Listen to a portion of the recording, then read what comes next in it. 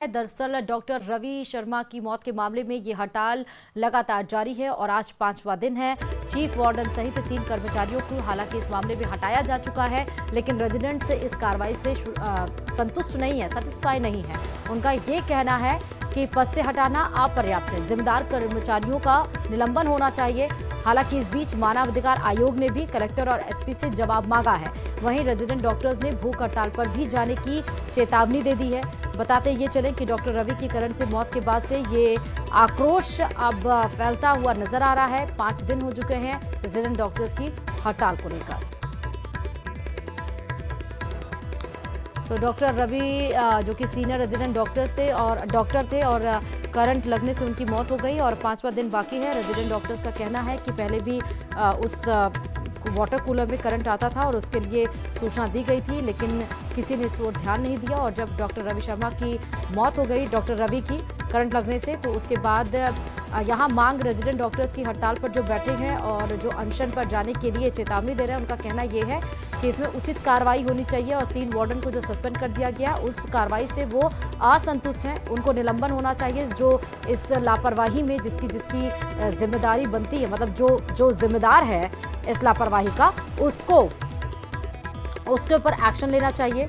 और दूसरी बात यह कि जो परिवार है उसको आर्थिक मदद देनी चाहिए, मुआवजा मिलना चाहिए और साथ ही सरकारी नौकरी भी मिलना चाहिए। ज्यादा जानकारी के साथ संवाददाता कपिल इस खबर पर जुड़ चुके हैं।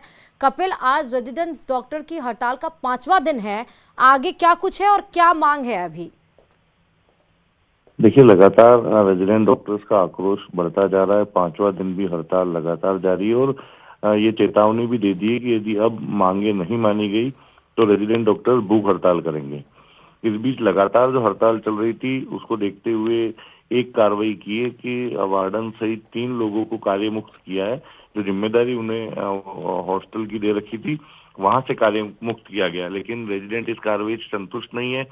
उनका कहना है कि बड़ी लापरवाही की गई है, ऐसे में जिम्मेदार लोगों का निलंबन होना चाहिए, उनका इस्तीफा होना चाहिए।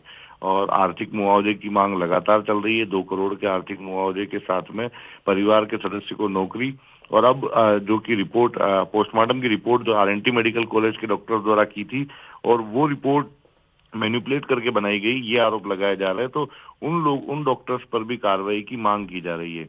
तो लगातार आक्रोश रेजिडेंट डॉक्टर्स का बढ़ रहा है। फिलहाल कोई निष्कर्ष की ओर जाती हुई ये पूरी जो घटनाक्रम में जाता हुआ नजर नहीं आ रहा है। वो जो मानवाधिकार आयोग है उन्होंने भी जिला कलेक्टर और एसपी से नोटिस भेजकर इस पूरे प्रकरण के बारे में रिपोर्ट मांगी है। तो रेजिडेंट डॉक्टर लगातार जो है वो अपनी मांग पर अड़े हुए हैं। प्रशासनिक अधिकारी समझाइश कर रहे हैं, लेकिन निष्कर्ष पर तभी जाएगा जब रेजिडेंट डॉक्टर्स की मांगे पूरी हो पाएगी। जी ठीक है, बहुत शुक्रिया कपिल तमाम जानकारी देने के लिए। और चलिए बात जयपुर से बड़ी खबर की करते हैं। जेजेएम में 900 करोड़ रुपए घोटाले से जुड़ी यह बड़ी खबर है। पूर्व मंत्री महेश जोशी के खिलाफ चार्जशीट पेश कर दी गई है और उसमें बेटे रोहित और करीबी संजय समेत 18 पर चार्जशीट पेश की गई है। ईडी ने चार्जशीट में पीएमएलए के तहत आरोप लगाए हैं। रोहित की कंपनी सुमंगलम में पैसे लगाने का आरोप है। इसमें रिश्वत की रकम संजय बड़ाई के जरिए लगाई जा रही थी। तो बड़ी खबर है, मुश्किलें कम होने का नाम नहीं ले रहे हैं पूर्व मंत्री महेश जोशी का। पीएमएलए के तहत ये आरोप लगाए गए हैं ईडी के द्वारा चार्जशीट में। अगर ये आरोप साबित होते हैं तो आप सोच सकते हैं कि क्या होगा आगे पूर्व मंत्री महेश जोशी का। जेजेएम में 900 करोड़ रुपए घोटाले का, महा घोटाले से जुड़ी इस वक्त की बड़ी खबर है।